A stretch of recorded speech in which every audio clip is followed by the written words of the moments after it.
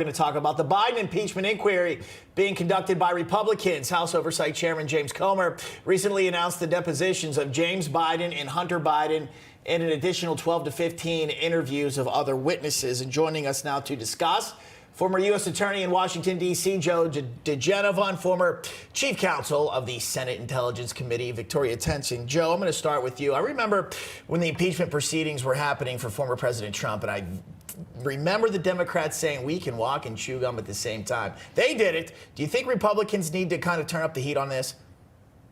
Well, I don't think there's any doubt about that. The Republicans have been, to say the least, lackadaisical about this, seemingly uninterested in the impeachment process, while their base is clamoring for it, and a lot of the American people in general.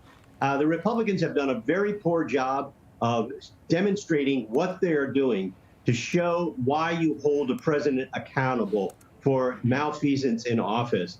Just take a look at what we are watching going on in Israel. Israel is the direct result of an incompetent foreign policy, and indeed a corrupt foreign policy, based on the dealings of the president in Ukraine. Our withdrawal from Afghanistan invited what you are seeing happening in Israel today. And while that might not be the basis for an impeachment count, although I think it should be, the fact is the Republicans are very much afraid to proceed on impeachment because they fear the political consequences. They have no leadership on this issue, and there's no single person that you can identify with the effort. Now, Victoria, given House Republicans' recent failure to unify in order to even impeach Secretary Mayorkas for his dismal performance as DHS Secretary at the border, I mean, I can't help but be a little skeptical that they can actually unify for this cause. What do you think?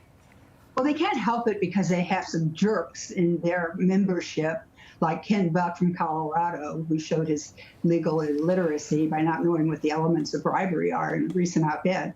But they can learn how to conduct a hearing, and they are not doing it correctly. As Joe just said, they have three people in charge: Smith, Jordan, and Comer. You don't have a triumvirate in charge. You have one person. Remember Adam Shifty? Remember, he was in charge of the Trump impeachment. One person speaks for it, but here's even worse.